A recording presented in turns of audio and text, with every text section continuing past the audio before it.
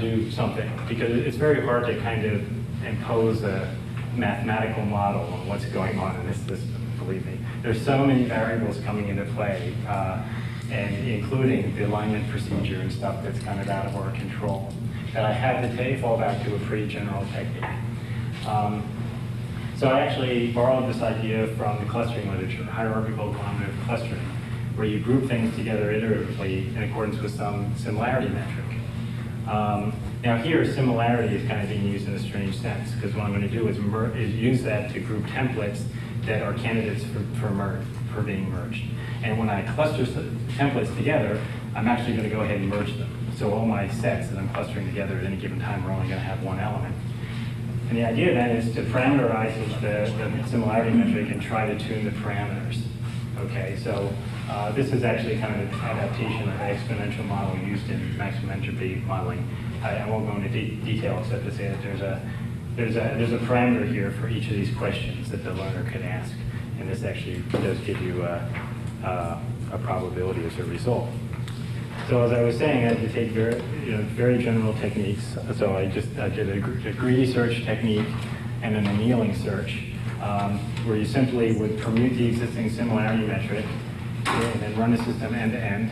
If it improved your performance, you kept the new metric.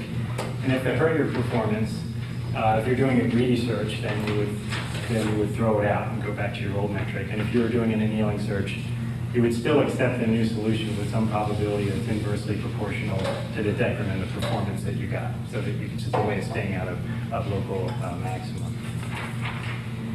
Well, I ran a number of experiments and often got learning curves like this when I use curves in a loose sense. It may look like there's actually a slight bit of a curve here, but if you look at, so here we have iterations on the x-axis and f-score on the y-axis. And if you look at this, you can see that this is essentially a straight line.